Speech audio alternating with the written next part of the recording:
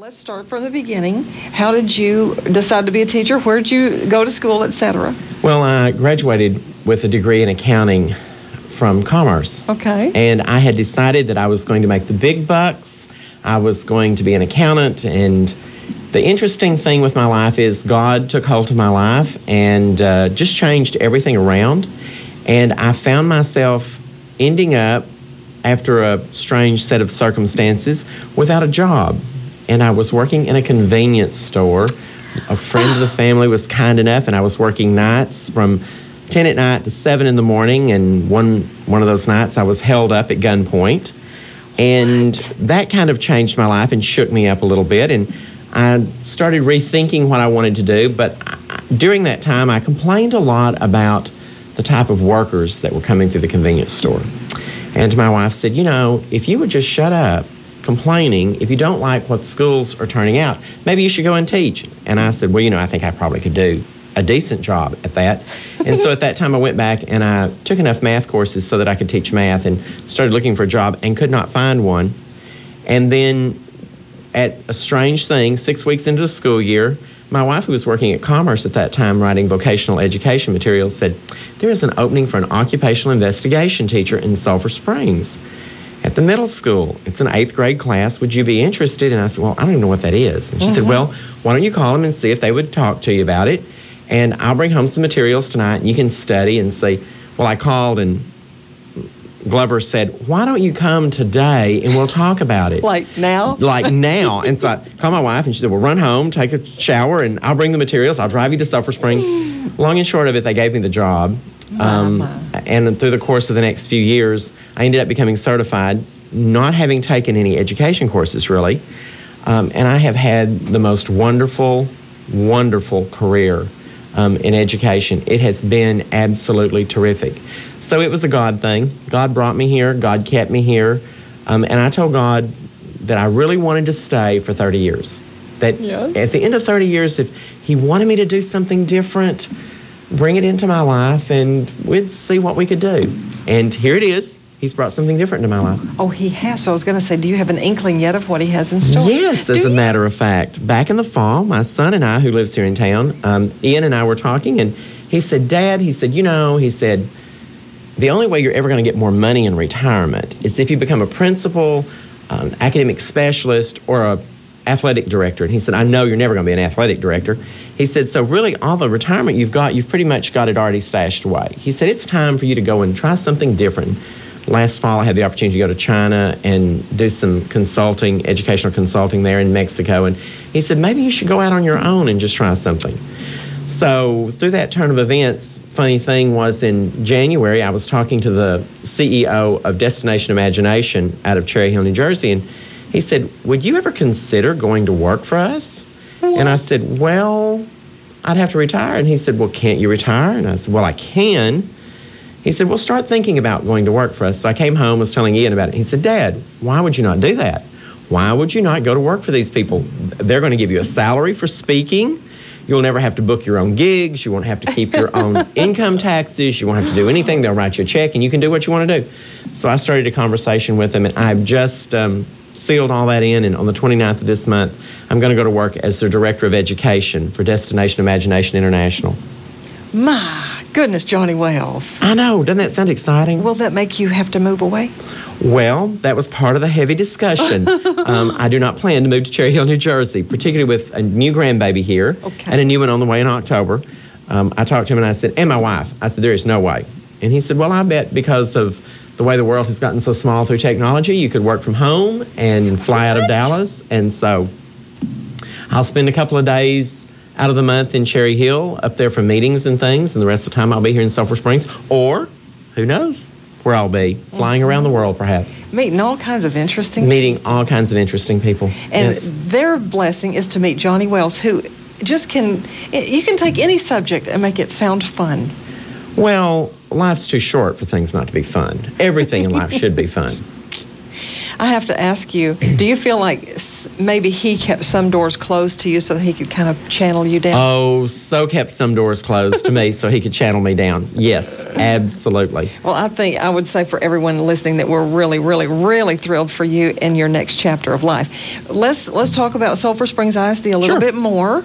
And are you like fully retired today? Are you done? I am. Well, I have to go back and scrape together my memories and pick up a few things. Clean out your desk. Clean out my desk and sit there and reminisce and think about all those sweet babies that I've had the opportunity to teach. What can you say about the program ACE as it developed? The program as ACE as it developed, when it was developed back by Mr. Durham way back in the 80s, they saw a need here in Sulphur Springs to be able to work with students who are gifted and talented, which is a special population. It's a special education population. And at that time, schools in Texas just didn't do that. There were no really any gifted and talented programs anywhere. And so ACE was developed at that time, and it was very clearly set out that what it was meant to do was to find a way to meet the affective and cognitive needs of intellectual and creatively gifted students, and very clearly put into place some things that would help them it wasn't just about English and math and those sorts of things. It was really about extending beyond and helping them to get to know who they were and how they operated and to better equip them for life. And so over the course of that time, it has continued to pretty much have the same philosophy. And it is amazing to take students who don't really fit into the norm.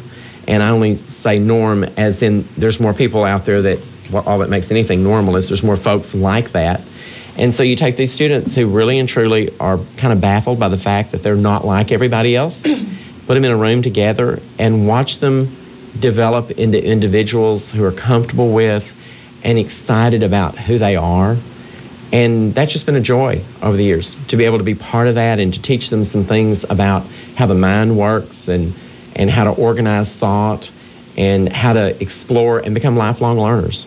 That has been a wonderful thing for me. Do you think youngsters have to learn their own mind, how it learns, and so try to direct their education? Particularly for gifted and talented students, they have the intellectual ability for you to explain to them how their mind would work. And as they learn that, they start shaping how they want to use their mind and for what they want to use their mind. And they start understanding if they're analytical thinkers or if they're creative thinkers or if they approach things in a tactile way or if it's verbal for them. And watching them learn those things is so rewarding because they start realizing what that means for life for them, where they can go from that. And so yes, I think particularly for really bright students, I think that makes a huge difference. And just to go back on, let's say a youngster coming up through their elementary grades in middle school, and they don't know exactly how they're different, but when the numbers are recorded, then it shows they have aptitudes in certain areas that exceed the normal kids. And so once that they are kind of shown this and say, hey, you're special, and you're special in a very positive way, then maybe they develop a lot more self-esteem. And we as, well, they do, their self-esteem tremendously grows. The only thing is, typically we look at them and we realize they're special in a very positive way, and it's very negative for them when you consider that you want to be like everybody else and you're really not like everybody else, and you can't figure out, no matter how much you try, you just don't seem to think or feel the way other people do. And so it really does, particularly at the middle school age when you've started into adolescence, and the whole thing about being an adolescent is you want to be like everybody else. Mm-hmm. And it just doesn't happen. And it becomes very positive for them to be able to step outside themselves and say, this is who I am, and I'm proud of that. And it really helps parents sometimes too, because you'll have a parent, very normal parents, with a child that just seems different. And probably other normal siblings. Yes, and other normal siblings. And so it's really very nice for a parent to be able to have a program to turn to and watch their own children that are in the program, 1, 2, whatever that might be, come into their own when they've tried as parents to try to figure out what's so different about this one child that I have. So it's really been very positive even for parents too. I've had some wonderful relationships develop with parents as we talk about their children. And of course the program is a 3-year program. So I get the opportunity for 3 years to be with these middle schoolers and watch them grow, and we just pick up the next year where we left off, and we move them forward. And the truth about middle schoolers are not very likable. I mean, I tell them all the time, you know, why should I like you? Your parents don't like you. You don't like yourselves. What is it to be likable?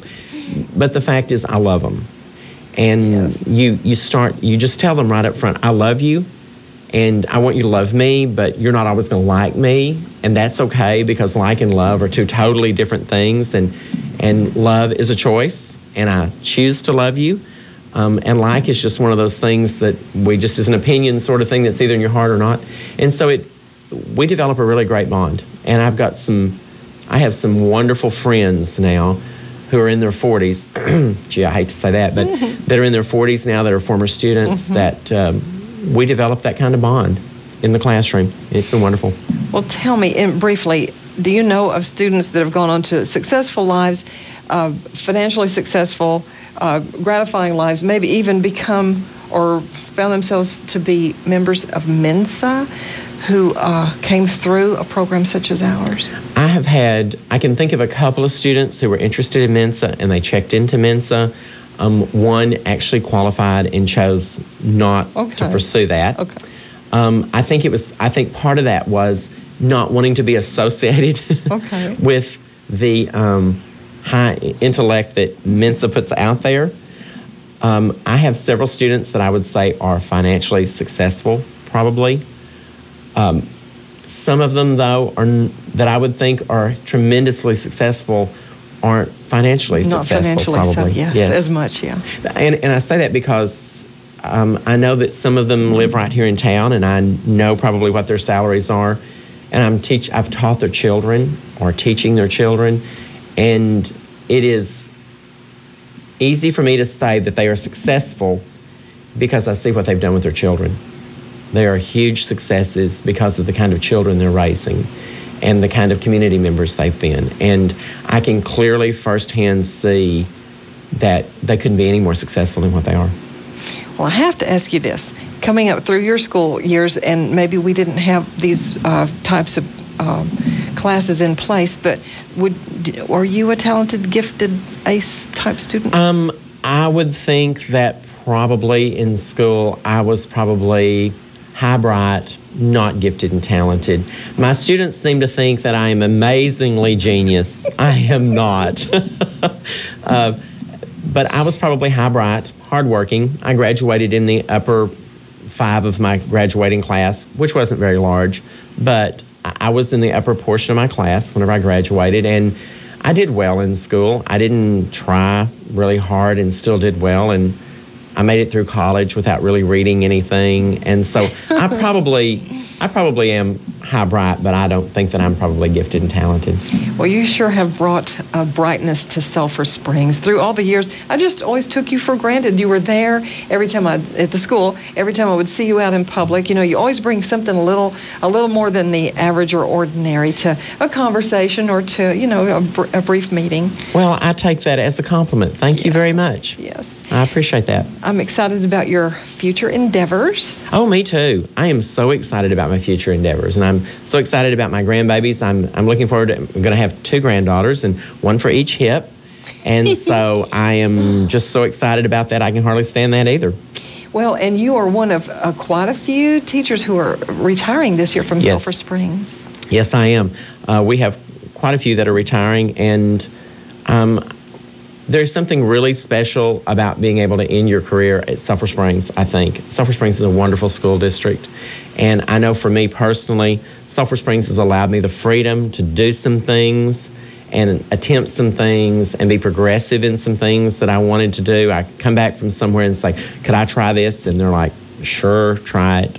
I knew that if I tried it and it worked, I would get the credit. And if I tried it and it failed, I would get the blame. And that's okay.